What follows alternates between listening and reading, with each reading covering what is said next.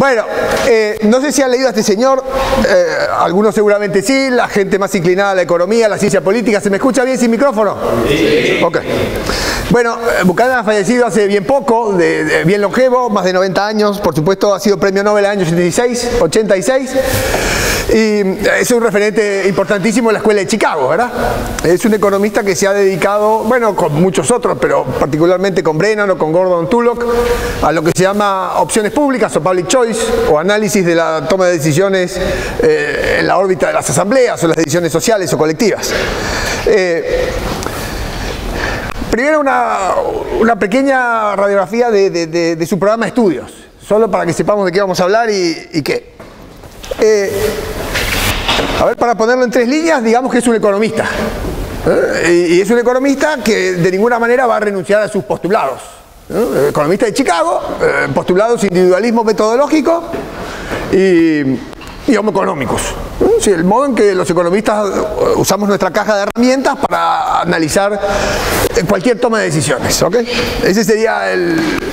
Luego él se considera, en términos de la ciencia política, digamos, un contractarian, un contractualista.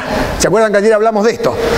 Pero él se va a cuidar muy mucho de ser un contractualista en el sentido que decir, el contrato social explica históricamente lo que pasó. Es decir, que la gente en algún momento se puso toda de acuerdo en derredor de las normas que querían aceptar para vivir en sociedad. Dice, no. El contrato social que yo acepto no es el de Locke, no es el de Hobbes, sino que en realidad yo creo, dice él, que podemos trabajar dentro de la democracia para hacer propuestas de ciencia política que puedan ser votadas y reformar las reglas en un esquema contractual. Entonces es un contractualista para adelante. Va a aceptar la asamblea, va a aceptar la toma de decisiones dentro de las legislaturas, pero eso no explica cómo se gestaron las reglas en la sociedad. ¿Okay? Entonces es un contractarian manontropo, sui generis.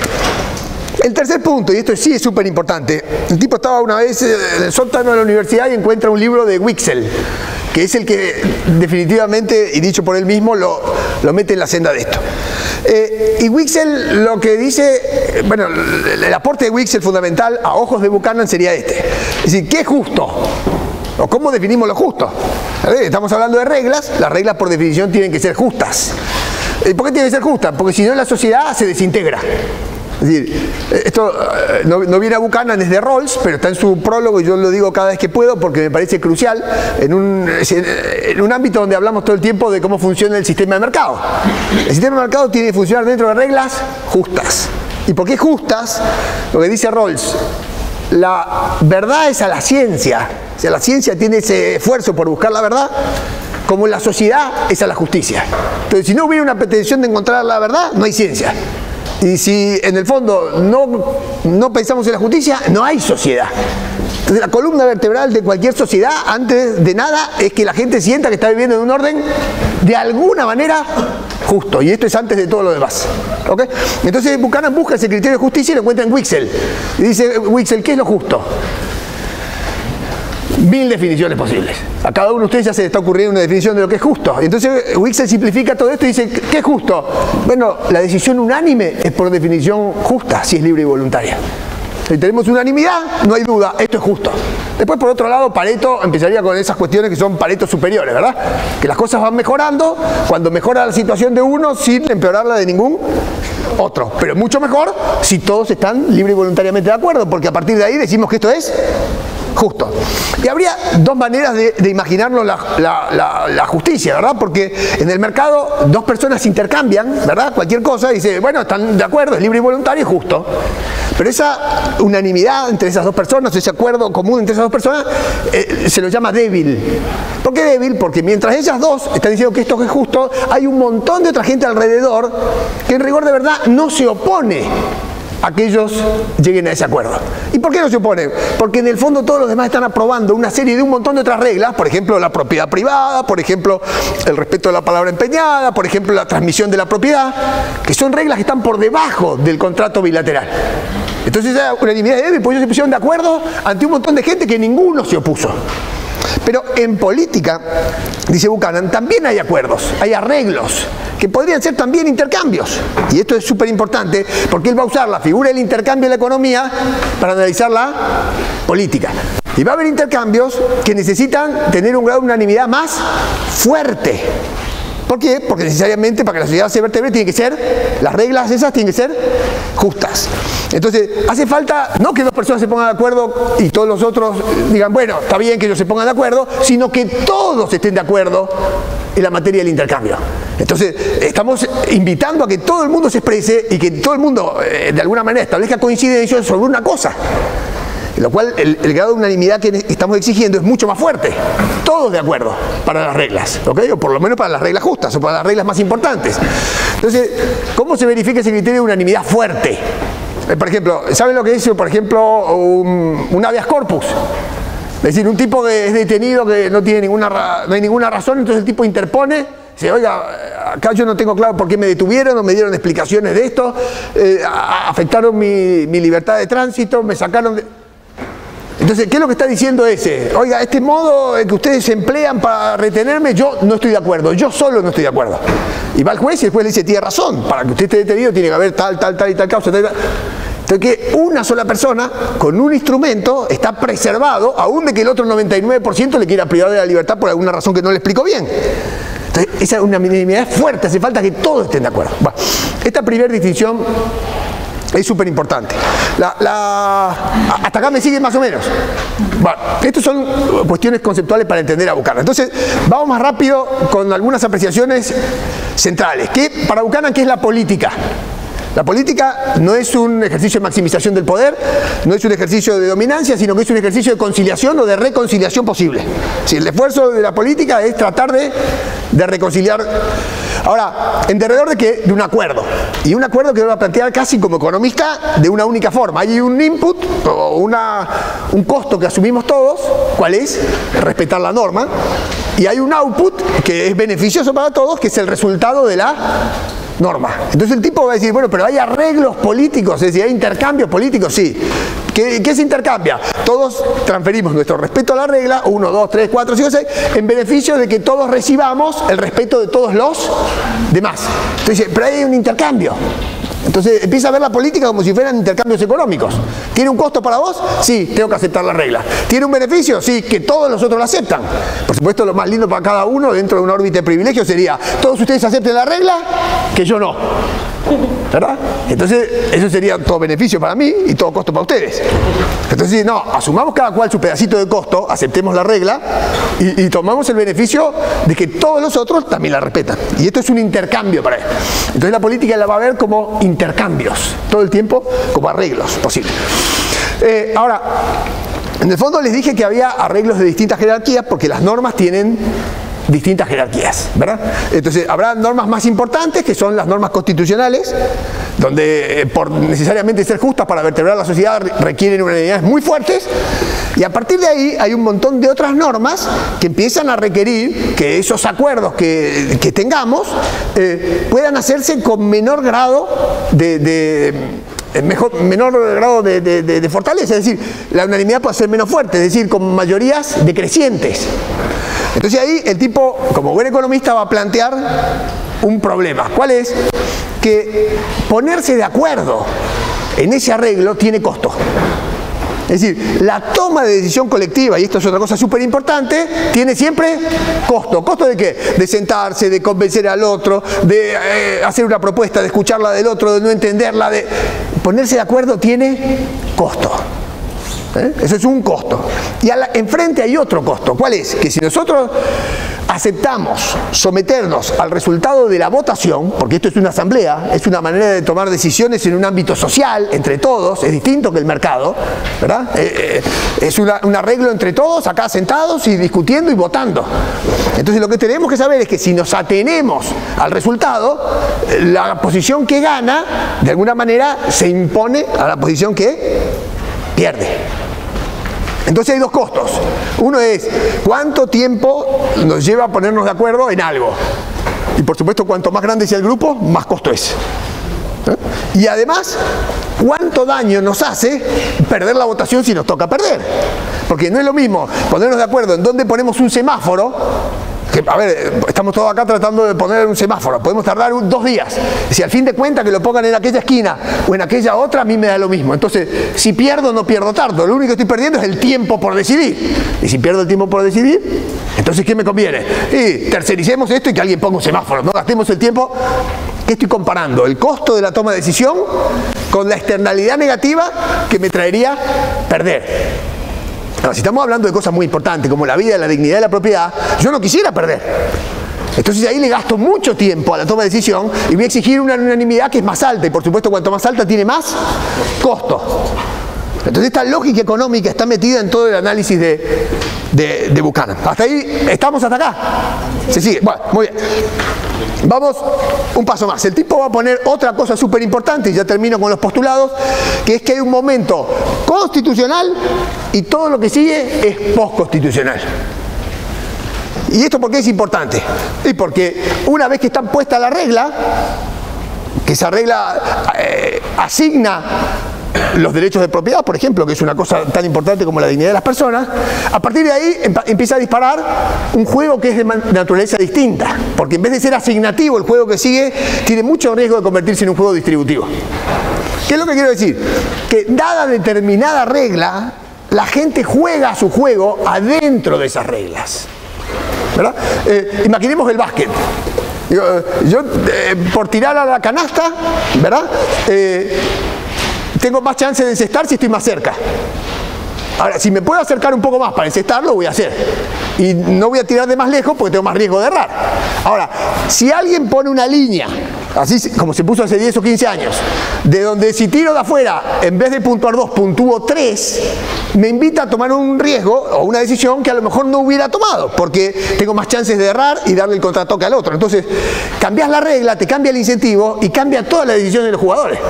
Entonces la regla es justamente un sistema de incentivos. Cambias la regla, cambia el modo de jugar de la gente. Entonces, según la constitución que tengas, la gente va a jugar. Y como la constitución es la más importante, según la constitución que tengas, la gente va a jugar abajo para ver cómo sancionan las otras reglas. Por eso es muy importante que en esa constitución definas bien qué grados de mayorías vas a exigir para cada tipo de decisiones. Y cuanto más importantes sean las decisiones y más justas deban ser, vas a exigir más grado de unanimidad, que, bueno, más grado de mayoría, y cuanto menos relevante lo vas a dejar al alcance de una mayoría simple. Porque si no perdamos tiempo. Esto se resuelve. Entonces, esa cuestión es muy importante. Entonces, las cuestiones postconstitucionales quiere decir, mirá, dentro de las reglas que están dadas, la gente juega de este modo. Ahora, si nos cambiaran las reglas, la gente puede jugar de otro modo. Por eso para Buchanan es muy importante el momento constitucional y la reforma de la Constitución, porque eso cambia todo el sistema de incentivos para abajo. Entonces su rama del public choice se llama rama del public choice constitucional. La vertiente de él es constitucional. Bueno, esto es todo lo que uno tiene que saber en 2 minutos de Buchanan para encarar con la idea de public choice. ¿Hasta acá se entiende o nada? Sí. Bueno, vamos a tratar de poner esto mismo en palabras más fáciles. Y esto no le quiero dedicar más de 10 minutos o 5. Uno habla siempre del Estado y del gobierno. Y a veces hasta se confunden. No, eso en la tradición inglesa nunca se confunde y es muy importante no confundir una cosa con la otra. Y me parece que es de buen liberal cada vez que se hable del Estado y del gobierno, uno tenga que levantar la mano y decir, oiga, ¿y dónde está la sociedad civil? Esto es crucial. Y la sociedad civil es más que el mercado. ¿Se acuerdan de ayer? Para entender bien sociedad civil hay que ir a Ferguson, tratado de la historia de la sociedad civil. Este tipo de sociedad civil es un contexto de relaciones de las personas que son más que económicas. Son económicas, religiosas, morales, afectivas, profesionales, etc. Todo el modo de relacionarnos, diríamos, privadamente entre una persona y otra. Entonces, eso es lo importante. Porque uno dice el mercado y el gobierno. No es el mercado. El mercado es una parte. La sociedad civil. Ese concepto es súper importante porque eso es lo que le da sentido a achicar el Estado, a achicar el gobierno. ¿Okay? Entonces, nunca hablemos de gobierno y Estado sin tener en mente que lo que importa es la sociedad civil, que es anterior a la idea de Estado, anterior a la idea de gobierno. Ahora, esa sociedad civil, como vimos ayer y a partir de las teorías de los escoceses y del orden espontáneo, va generando sus reglas, sus tradiciones, sus regularidades de comportamiento, sus hábitos, la idea de lo que está bien, la idea de lo que es justo, espontáneamente. ¿A partir de qué? Del modo en que la gente intercambia bienes y afectos y derecho de propiedad, y contratos, y reconocimientos, y aprobaciones. Todo eso está en juego. Y todo eso puede entenderse como un gran mercado, que además de ser un mercado de bienes, puede ser un mercado moral. Pero bueno, entonces la pregunta es, ¿y qué es el Estado? Bueno, es que en esa sociedad civil va a darse el problema, porque siempre existe el problema que Hobbes puso sobre la mesa, que es lo que se llama dilema hobbesiano, o lo que Tallock trabajó perfectamente bien, que se llama dilema social, o con lo que la teoría de los juegos llama dilema de los prisioneros. Es decir, hay situaciones tales en donde algunas personas pueden tomar decisiones que vayan en desmedro de todos los demás. Y lo peor es que el sistema de incentivos los invita a hacer trampa, a estafar, o porque no les cuesta nada, o porque no tienen riesgo, o porque no tienen costo. Entonces hay una serie de situaciones que ponen en riesgo todo ese gran capital, que son las normas son un bien de capital, ¿verdad? Todo ese gran capital, porque las normas le dan previsibilidad al orden, le dan estabilidad al orden. Entonces, ese gran capital se pone en riesgo. Entonces, del mismo modo que cuando uno grita, se escucha más que 100 que están callados, cuando uno solo roba, mete un problema enorme, aun cuando 100 no roben.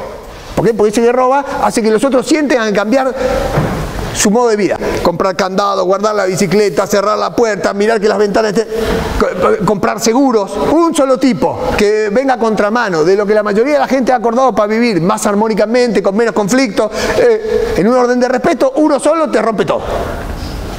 Entonces, es muy importante que para preservar ese bien de capital encontremos un artificio. Y ese artificio son que esas reglas se cumplan. Entonces, ¿qué es lo que ocurre? Decir, bueno, pero ¿quién hace cumplir las reglas? Porque ahí el sistema de incentivos no te ayuda a cumplir las reglas. Es decir, si te roban a vos es una cosa, pero o si te dañan a vos es una cosa, o si te hacen un daño a vos es una cosa, pero eso tiene un problema, que quien recibe el daño siempre siente, porque uno se siente muy importante, que lo que le han hecho a uno es tremendo. Entonces un tipo sin querer te pisa el pie y vos le das un bife. ¿Por qué? Porque uno se siente que el tipo lo hizo a propósito, pero ¿cómo me pisa el pie a mí? No es que sos un imbécil. Se entiende el punto, es decir, la persona tiende a replicar con más fuerza que lo que lo haría un espectador imparcial. Entonces, si vos dejás que las cosas se resuelvan por mano propia, la sucesión de venganza es enorme, porque cada uno que se valora más a uno que al resto, vindica el daño instintivamente con más fuerza de lo que a lo mejor se merece ser vindicado. Entonces, no le puedes dejar a uno eso. Pero además de que eso es un problema, el segundo problema es que no todas las personas tienen la misma fuerza para vindicar el daño, porque si el que te dañó es un tipo muy grandote, te da cosita ir a decirle, mirá, me pisaste, está bien, viejo, no está grave. Entonces los mecanismos de vindicación no son fáciles de llevar. Y si por ejemplo se tratara de una vindicación de esas más difusas, por ejemplo un tipo que estaciona el coche en doble fila para buscar a los niños a la escuela, ¿no? Entonces, ¿quién lo reprende a ese? Y el que lo reprende siente que le dice, che, no se puede hacer esto, se gana un problema, se genera un... Y en el fondo lo está haciendo en beneficio de todo el resto, para que los demás fluyan más rápido. ¿Se entiende lo que quiero decir? Entonces, hay un montón de situaciones de este tipo, que son las situaciones de dilema de prisionero, donde decir, mirá, yo paro en doble fila, busco a los nenes de la escuela en 1 minuto, si no tengo que estacionar a 8 cuadras, me lleva 15 minutos, y todos ustedes pierden 1 segundo que yo lo que ocupé un poquito la calzada. Entonces, no se quejen, si al fin de cuentas 1 segundo que yo paro, me ahorro 15 minutos y cada uno de ustedes paga 1 segundo. Ahora, ¿quién lo reprende a este tipo? Generalmente lo reprende uno que es el... y termina peleado. Entonces en un momento decís, ¿yo por qué me tengo que pelear si ningún otro lo reprende? ¿Por qué yo voy a ser el policía del sistema? ¿Por qué le voy a transferir externalidad positiva a todo lo demás? Claro, ¿por qué lo voy a hacer? Entonces acá hay 2 riesgos. O yo vindico más fuerte lo que tiene que hacer. El tipo para en doble fila, agarra un martillo y le rompo todo el auto y dice, me tenés cansado. ¿No? O la otra alternativa es, yo hago todo esto y nadie, todos los demás mira y dice, no, mirá, estuviste un poco fuerte. Entonces, ahí ¿qué es lo que se hace? Se busca un vigilante, un policía fuera del sistema. Entonces, a ese que está fuera hay que transferirle el manejo de la fuerza. Y entonces ahí empezamos a imaginarnos la necesidad del Estado, ¿para qué? Para que haga cumplir las reglas que la sociedad civil establece, no cualquier regla, las que son justas, y tiene que tener monopolio de la fuerza para eso, para evitar que haya un grandote. Esa es la teoría política del Estado. Entonces, ¿qué es el Estado? El monopolio de la fuerza pública, eso es. Ahora, ¿quién es el gobierno? El gobierno es el encargado de manejar las palancas del Estado, es decir, que maneja la fuerza pública. No es lo mismo el gobierno del Estado. Como el Estado de entelequia, el gobierno son gentes. Pero como la gente no son ángeles, ya saben lo de Madison y lo de los padres fundadores, hay que ponerle muchos controles para que esa gente no se adueñe de las palancas y empiece a usar ese control, en vez de hacer cumplir el orden público y la justicia, en beneficio de ella o de sus amigos o de alguna facción. Eso es el constitucionalismo clásico. ¿Hasta ahí estamos? Sí. Estos conceptos son súper importantes. Ahora, vamos, entendido lo que es el gobierno, lo que es el Estado y lo que es la sociedad civil y la importancia relativa de cada uno de ellos, y de que hay situaciones de Hobbesiano de dilema prisionero. Eso, Hume los ponía, decía, si dos personas van remando en un bote, las dos se controlan porque se miran, si están sentados uno enfrente del otro. Ahora, si el botecito es un bote largo de 7, el último puede ir tomando sol que los 6 de adelante no se dan cuenta. Entonces, ¿quién controla a este último? Entonces, hay situaciones de ese tipo, hay muchas situaciones de ese tipo. No todas situaciones son de te vendo un bien por otro. Que eso es muy fácil porque cada cual controla al otro. No todas son situaciones. Entonces, para ponerlo de Buchanan, en el modo en que la gente resuelve sus conflictos y sus problemas de escasez en el mercado, hagamos este ejercicio y ya cambio de fase, voy a gastar otros 5 minutos en esto, para ver el modo en que en general la gente resolvemos nuestros problemas de faltantes de bienes y de modo de organizarnos socialmente, para tener menos conflicto, porque esto en el fondo son los dos problemas de sociedad. Somos pobres y arrancamos la pobreza encausada, ¿verdad? Encausada quiero decir, somos pobres, no hay que explicar la pobreza. Los liberales que tratamos de explicar, la causa es la riqueza de las naciones. No hay ningún liberal que quiera explicar la pobreza. Está explicada por sí sola, porque sos pobre, y porque nacés abajo de un árbol y con... El ser humano es pobre y débil, o sea, lo que hay que explicar es cuáles son las causas que hacen que salgamos de ahí. La pobreza encausada. Entonces, ¿y por qué puede haber conflicto? Y bueno, porque si hay una escasez, como decía Hume, de bienes, es probable que la gente se agarre a los golpes y que tenga una competencia biológica por los bienes y se mate, y entonces por eso la propiedad privada ayuda a bajar fuertemente el conflicto. Y la idea de justicia ayuda a bajar fuertemente el conflicto. Entonces las normas ayudan a bajar fuertemente el conflicto porque incentivan a la gente no a sacarse las cosas de prepo, sino a tratar de cooperar, como Juan Ramón explicó hace un rato. Ahora, según la clase de bienes que tengamos y según el modo en que se tomen las decisiones, la gente va a resolver estos problemas adentro de la órbita privada, a través de los mercados, o adentro de una órbita a la que podemos llamar pública, ¿a través de qué? De la democracia, del gobierno, de la toma de decisiones colectivas, son dos formas distintas de intentar resolver los problemas. ¿Okay? ¿Y esto de qué depende? De dos factores, de la característica de los bienes y del modo en que tomamos las decisiones. ¿Okay? Esto es lo que tratamos de puntualizar antes con la idea de buscar. Entonces, ¿qué clases lo voy a hacer muy sencillo y muy rápido, ¿verdad? ¿Qué clases de bienes? Bueno, hay algunos bienes que se llaman divisibles, o que llamamos divisibles, y hay otros los que llamamos indivisibles o colectivos, o lo que sea. Los bienes divisibles son esos que los derechos de propiedad están súper nítidos, ¿verdad? Que son fácilmente excluibles al otro y no tienen rivalidad de consumo. Yo me tomo una cerveza, no se la toma otro. Me pongo los zapatos, no se lo puede poner otro. Esos bienes son divisibles. Todos esos bienes se comercian en el mercado con mucha facilidad. Los derechos de propiedad están nítidos. Las personas administran esos bienes, compran esos bienes, producen esos bienes y toda la plata que ponen en sus costos de administración, de producción y lo que sea, le dan el derecho, el beneficio de disfrutar ellos solos de esos bienes. Si me tomo mi cerveza, no te tomas mi cerveza. Si la compré, es mía y no es tuya. No hay nada que discutir ahí. Todos esos bienes que tienen los derechos de propiedad nítidos se producen privadamente y se comercian en el mercado. Y por más que el hambre de la gente es una cosa tremendamente importante para un gobernante, sin embargo, la provisión de los alimentos se hace en el supermercado. Y la producción casi no es estatal en ningún sitio. Entonces, el Estado produce aerolíneas, pero no produce pan. Porque, y bueno, en el fondo es bien divisible, el pan está nítido, y en cambio los otros empiezan a hablar de que hay cielos y cosas, y el que vive lejos, y empiezan a armar un rollo ahí que no está tan nítido. Esos bienes divisibles se resuelven solo, la economía ya tiene harto explicado por qué eso funciona mejor en el mercado, porque es más eficiente, porque los recursos se asignan bien, está claro, o lo doy por sentado, o lo vamos a repetir muchas veces más hasta que nos vayamos, así que no me detengo un minuto en eso. ¿Cómo es la decisión ahí? Cada cual toma su decisión. Saca su costo, calcula su beneficio, y esa decisión es personal y se termina el problema. Ahora, hay otros bienes que tienen alguna dificultad para ser definidos en sus derechos de propiedad, y resulta que o tienen que ser financiados o producidos o consumidos un poco entre todos. ¿Y por qué eso? ¿Dónde salió? Y bueno, porque vas a tu casa, te tomás el ascensor del edificio y lo pagamos entre todos los que vivimos allá adentro. Y nos subimos todos juntos al ascensor. Bien, buen día, pase, tal. Entonces, te guste o no, hay bienes, un club. Es decir, no es que cada uno tiene un campo de golf en el jardín de la casa, o una cancha de tenis. Entonces, lo financiamos entre todos, un poco lo producimos entre todos y se usa un poco entre todos. Entonces, hay una serie de bienes que son indivisibles o que tienden a ser de propiedad colectiva, si ustedes quieren, y que se administran un poco entre todos. Pero acá sí, la toma de decisiones para la administración de esos bienes ya no es individual. Es social, es colectiva, es levantamos la mano. Hay que ir a una asamblea. Hay muchos formatos que se resuelven así, ¿verdad? El consorcio es así, un club es así, me animaría a decir que hasta una empresa es así, en alguna medida. Mucho más si es empresa de comunión donde todos levantan la mano. Pero bueno, entonces, eso obliga a una toma de decisión diferente. Sin embargo, muchos de estos bienes sí tienen el atributo de la exclusión. ¿Qué quiere decir? Y mirá, si vos no pagás la cuota del club para usar la pileta, o la piscina, no sé cómo dice acá, te echamos del club. Si no pagás los gastos centrales para estar en el consorcio, te echamos del consorcio.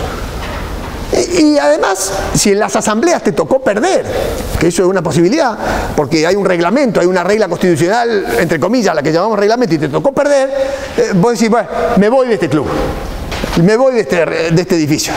O sea, vendés tu departamento, cancelás tus cuotas, vendés tus acciones y te vas.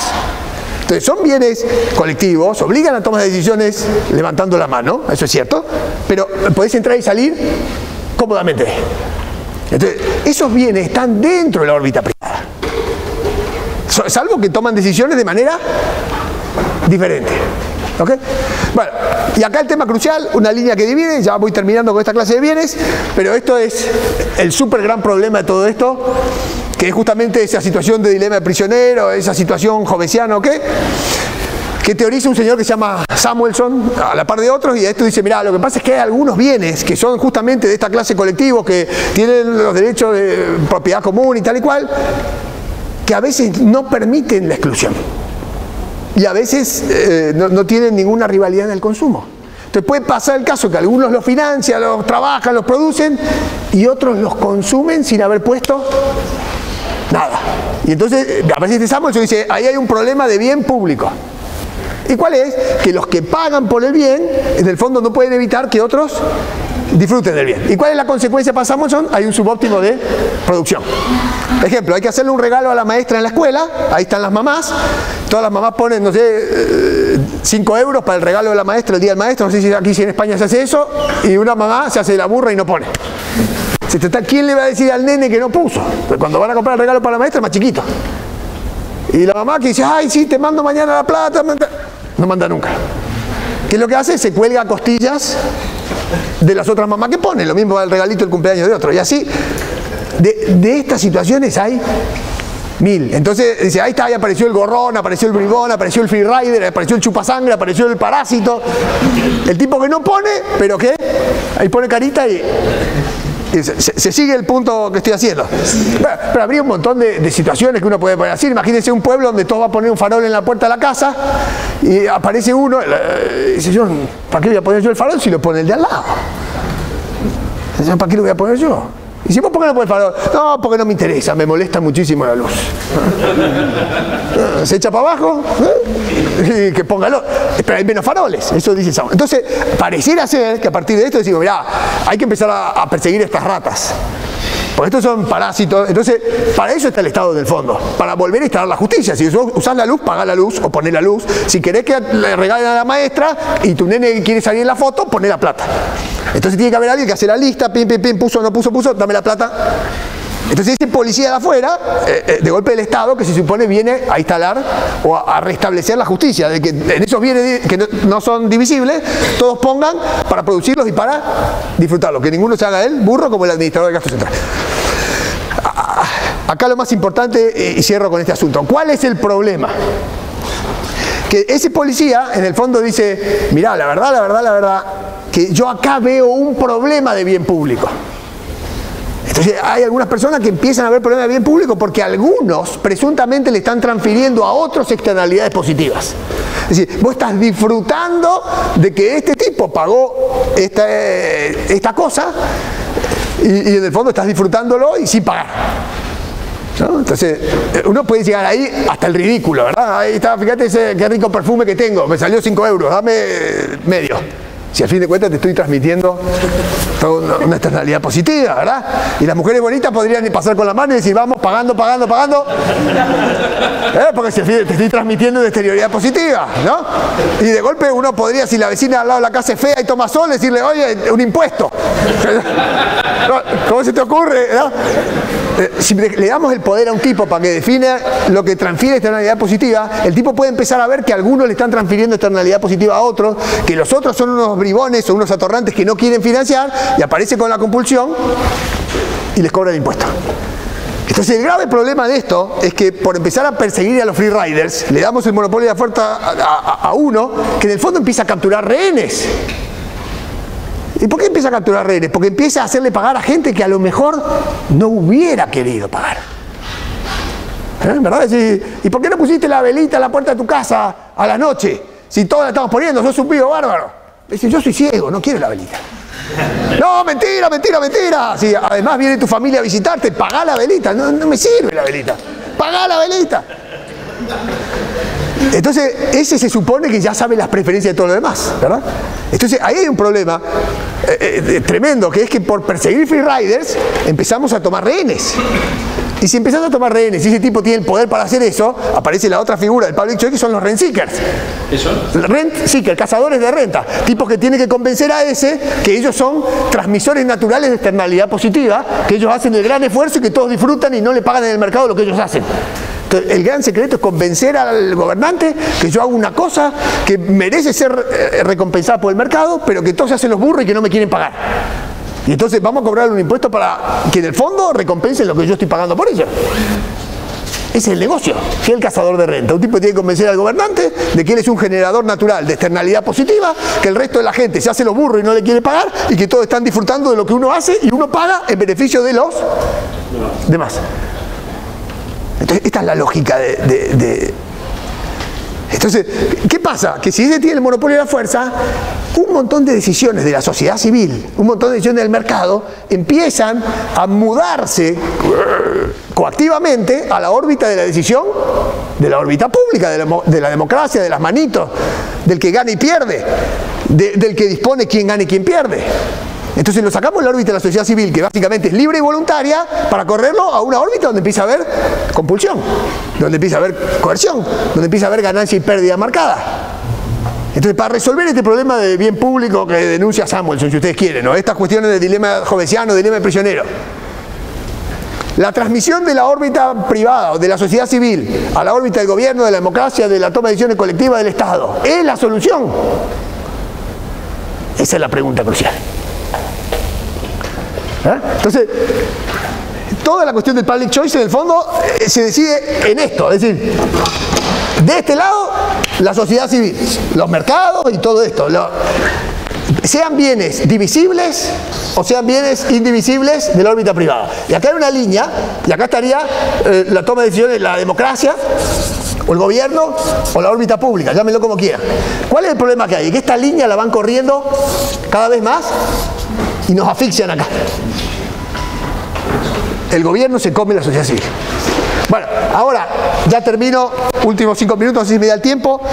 Buchanan al principio hizo un libro que se llama El cálculo del consenso, lo pueden leer entero, donde él desde sus presupuestos contractualistas cree o está optimista en que la gente puede racionalmente decidir por mejorar las reglas de largo plazo, las asignativas, de manera tal de que encontremos mecanismos de cooperación más eficientes. Y él cree que la gente puede racionalmente entender qué conviene dejar en la órbita pública y qué conviene dejar en la sociedad civil solamente por un criterio de eficiencia. Entonces se llama el cálculo del consenso, porque él empieza a hacer cálculos y cálculos y cálculos. ¿Qué cuesta más, tomar esta decisión o tercerizar este trabajo en el intendente? ¿Qué cuesta más? ¿Que esto lo haga una empresa privada o que se estatice? ¿Qué cuesta? ¿Y qué beneficios trae? Entonces se pasa todo el libro de ese optimista de que la sociedad un día racionalmente va a encontrar el modo de sancionar mejores reglas y mejores constituciones. Eso año 62 con Tulo y eso. El año 75 escribió como 21 libros, muchos en coparticipación, pero el año 75 escribe otro libro igualmente recomendable, pero todo lo contrario, se llama The Limits of Liberty. Buenísimo libro, casi comparable a la discusión de Rawls y Nozick, una tríada imperdible. Entonces en Limits of Liberty el tipo ya está un poco más escéptico, porque él se empieza a dar cuenta, pero la toma de decisiones en la democracia suele degenerar. Pero fíjate vos que la democracia tiende a hipertrofiarse y el gobierno asume más funciones y el Estado se come a la sociedad civil. Entonces, en ese otro libro es más pesimista. Entonces, todo lo que él optimistamente creía que se podía racionalmente converger a una constitución cada vez mejor, empieza a verle un montón de peligros. ¿Qué peligros les ve y por qué? Y este es el análisis del public choice más concreto, que son un montón de puntitos, que es la teoría del public choice concretamente, pues todo lo anterior es el marco para entender el public choice. Hay una serie de características que se las enuncio muy rápido, pero lo ideal hubiera sido tener un PowerPoint, pero serán 10 o 12 características que son... las corro rápido solo para que... Lo primero, las preferencias en una toma de decisión colectiva no se revelan nítidamente. En el mercado sí. Quiero ese yogur, ¿cuánto pagás? 5 pesos. Quiero ese reloj, 8 pesos. La preferencia se revela poniendo plata. ¿Cómo se revela la preferencia de toma de decisión colectiva? En una asamblea. Yo creo que... Nada, no revelas nada, porque vos podés estar pensando todo lo contrario que estás diciendo. Y podés estar votando de una manera distinta a lo que, ¿verdad? O sea, vos votás de una manera, pero porque tus móviles son otros. No se revela la preferencia en un sistema democrático y tampoco se revela la intensidad de la preferencia, porque hay gente que prefiere esto muy intensamente y otros menos, y el voto de cada uno vale 1. En cambio, en el mercado, uno paga 100 por la zapatilla y otro paga 90. La intensidad de la preferencia se revela. En la toma de decisiones hay un problema de revelación de intensidad de preferencia. Y ni hablar de los sistemas electorales, porque según el sistema electoral que pongas y las opciones que se elijan primero, todo el sistema de lo que trabaja Duncan Black, lo que trabaja, bueno, hay un montón de tipos que han trabajado sobre DONT, un montón de tipos que han trabajado sobre sistemas electorales, te dicen que según el sistema electoral que escojas, puede que el resultado sea distinto. Eso es otra vez la importancia de la regla. Mira, decime cómo votamos y después te digo. O sea, hace falta un acuerdo hasta primero sobre el sistema electoral, porque según el sistema electoral que sea, las preferencias se pueden revelar distintos. Y me llevaría un largo rato explicar todas las cantidades de maneras en que los sistemas electorales deforman la preferencia de la gente. Segundo punto, la información. Es decir, uno por supuesto sabe perfectamente bien y busca uno solo la información de las cosas que le atañen a uno. ¿Qué remedio necesitas? ¿Qué ropa te querés comprar? ¿Qué programa de televisión ves? ¿Qué película hay en el cine? Uno se busca la información, uno busca su necesidad, uno calibra el costo-beneficio, es súper rápido, derecho. En cambio, buscar información para decidir colectivamente, muy complicado. Muy complicado, una asamblea, no, el semáforo allá, la tecnología del semáforo, un lío bárbaro eso. Hay un problema de información ahí muy fuerte. Tercer problema, uno gana y otro pierde. Y eso que tiene de problemático es que acá no te podés ir. En la sociedad te vas, en el consorcio te vas, en el club te vas. Acá no te podés ir porque el Estado es harto inclusivo. Todo lo que es órbita pública abarca todo. Entonces vos lo único que te queda es ir a la justicia o irte del país. No te podés ir. Entonces cuando perdés mal y cuando perdés tenés costos y lo que se decidió para vos es una externalidad negativa que pagás y no estaba en tu preferencia lo que se votó y no te interesaba entonces sos un rehén porque no estabas dispuesto a poner y te hicieron poner. Entonces estas tres cosas que tienen que ver la toma de decisión colectiva, si no tenés puerta de salida, son peligrosísimas, ¿no? Pero hay más cuestiones. El asunto del votante racional, es decir, yo para qué me voy a tomar el trabajo de buscar la información que es un poco opaca, o ir a una asamblea donde pierdo un montón de horas, la gente decide cualquier cosa, después se vota esto, no está claro que gane, no, y yo junto un voto, no conviene ni que vaya, no voy a gastar mi tiempo en todo eso, pase lo que pase. Entonces, ¿cuál es el incentivo? A alejarse de eso. Y no solo eso, el incentivo a alejarse después decir, y yo no tengo ninguna responsabilidad, ¿qué voy a hacer yo solo? Si a fin de cuentas esto se resolvió entre todos y de esa manera. Entonces cuando la mayoría de la gente empieza a tomar estas decisiones, lo que empieza naturalmente a ocurrir es que se genera un problema de agenciamiento con los que manejan la información, con los que manejan las votaciones, con los que están adentro del sistema. en problemas de agenciamiento como hay en las empresas. Entonces los tipos que manejan la política son los gerentes del orden público. Y los gerentes suelen ser los dueños porque los accionistas están todos dispersos y se van y no les importa. Los accionistas somos los ciudadanos en este caso. Entonces hay un problema de agenciamiento. Y peor, hay un problema de selección adversa. Porque si vos ahí empezás a manejar las palancas del control del Estado y empezás a definir qué es lo de utilidad pública y empezás a definir quién presuntamente transmite externalidad positiva a los demás y quién tiene que pagarle para que estos vivan, ¿me explico hasta ahí o nada? Entonces vos tenés un poder bárbaro.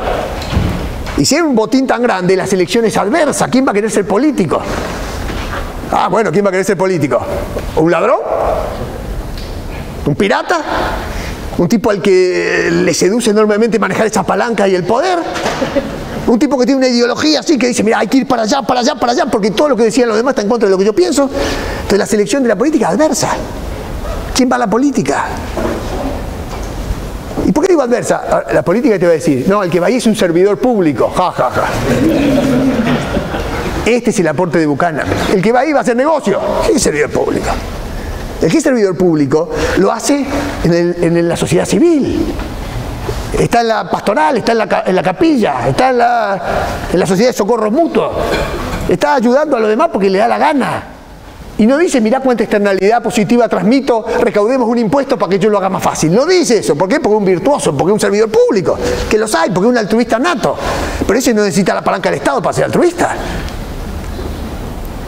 ¿Verdad? Entonces, el punto es, claro, por supuesto los argumentos son siempre muy, pero esto se resolvió en la asamblea, fue democrático, es legítimo. Sí, pero se resolvió por mayoría, no por unanimidad. Si hubiera sido resuelto por unanimidad, no lo tendrías que haber metido en la órbita pública y no tendrías que haberle dado la palanca para que la mayoría imponga la minoría. Y si fuera virtuoso, el subóptimo de producción, si lo carga en la espalda el curita, o el bombero, o el tipo que ayuda por ayudar. Y la romana no se la cargas a los que pagan los impuestos, que a lo mejor no le interesa. Entonces, bueno, como si esto fuera poco,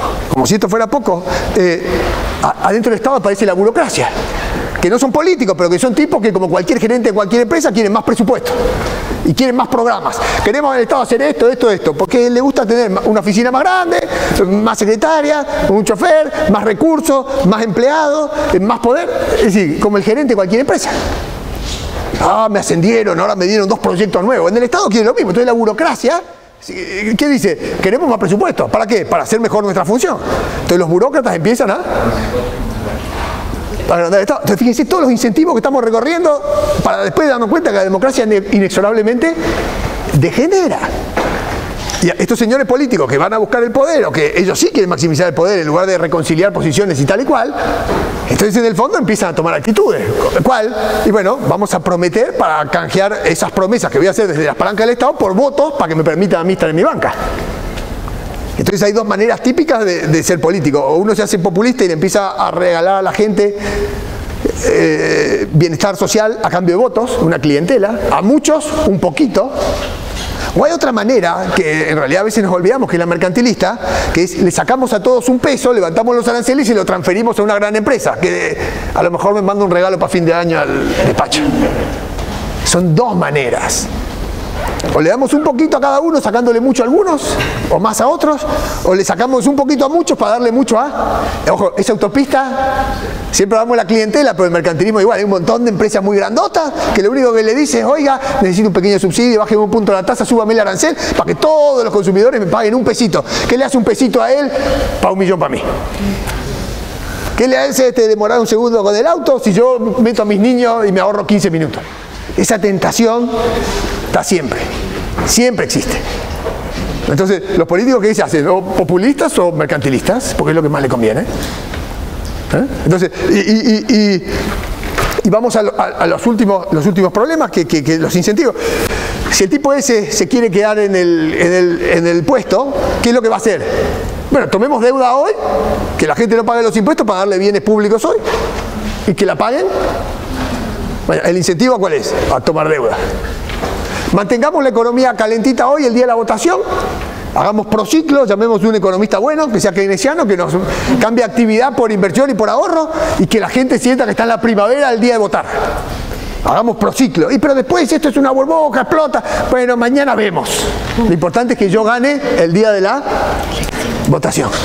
Entonces, el ciclo político es corto, el ciclo económico es largo. El ciclo económico es corto plazo. Lo mismo el federalismo. ¿Qué me conviene? Concentrar toda la recaudación en el poder central y sacarle impuestos a todas las pequeñas reparticiones. Entonces, lo que es una confederación pasa a ser el Estado y cambias el sistema de incentivos porque el recaudo está lejos. Al que gasta también le conviene porque él no pone la cara para cobrar los impuestos, pero le mandan de arriba. Entonces, concentras todo el poder arriba. Y el que maneja la plata después maneja las reglas y maneja el Parlamento, y entonces va destrabando todos los mecanismos de controles, de constitucionalidad, de pesos y contrapesos, hasta en los peores países institucionalmente hablando, se quedan toda la vida, porque sacan hasta la alternancia. Entonces se demuele la democracia, entonces ahí Buchanan se deprime un poco. ¿Y la democracia qué? Falla. ¿Qué quiere decir que falla? Que el Estado inexorablemente se come la sociedad civil. ¿Se entiende? Y este es el problema de Pablo Ichiosi. Ahora, ¿cuál es el gran aporte? Puso en una radiografía blanco sobre negro que los que van a la política van a esto. Y se puede demostrar económicamente. Es decir, un buen artículo de este se llama Política Without Romance. Política sin romance. Without romance. No me la cuentes más. No me hablé de Papá Noel. No me lo contés como el señor de la empresa común esa, no me lo contés. Esto es así, esto funciona así, esto es duro, es metodología económica, incentivo, mirá cómo funciona la gente. Mirá cómo decide la gente, mirá cómo maximiza la gente. Con la herramienta de la economía analizamos la política y le sacamos todo el romanticismo. Entonces ese es el gran aporte del Pablo Ichiosi. Bueno, ya me comí un montón de tiempo, me quedarían algunas consideraciones más, pero ya me fui de largo y no sé si todavía queda algún rato para que cambiemos opiniones. ¿Cómo estamos de...? Sí.